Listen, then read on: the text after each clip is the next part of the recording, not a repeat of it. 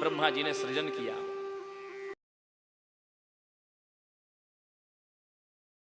विचार किया, विचार ये किया ब्रह्मा भगवान विष्णु ने कि देवताओं में सबसे श्रेष्ठ भगवती ने मुझे बनाया है, तो क्यों करना मैं उनकी आराधना करूं, उनके प्रीत्यर्थ यज्ञ करूं।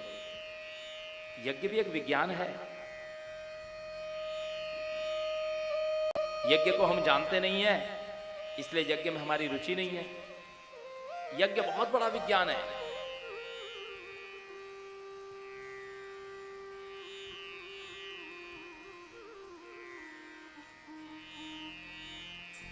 यज्ञ के द्वारा आप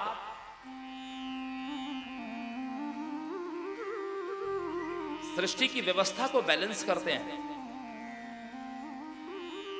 गीता में भगवान कहते हैं कि अन्नाद भवन्ति भूतानि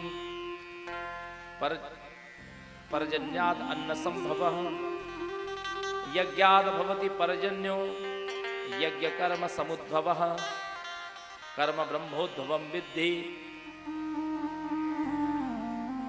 मनुष्य की जीव की उत्पत्ति अन्न से और अन्न की वर्षा की उत्पत्ति यज्ञ से। यज्ञ में अनेक प्रकार हैं। एक हवनात्मक यज्ञ होता है जिसमें आप तिल, जौ, शाकल्य आदि लेकर के, गाय का घी लेकर के पवित्र समिधाओं में आप स्वाहाकार करते हैं।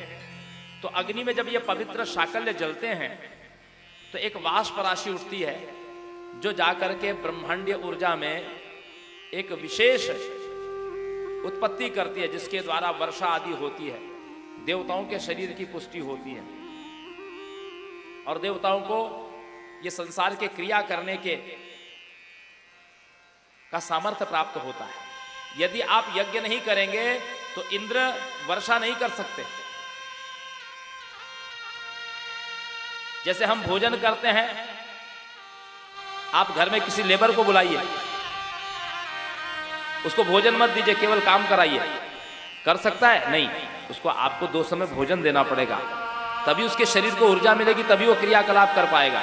ठीक उसी प्रकार देवता भी जब तक आहुति नहीं पाएंगे, उनके भीतर सामर्थ्य नहीं रहेगा कि वो आपके लिए वर्षा कर सके, वो आपको प्राणवायु दे सके।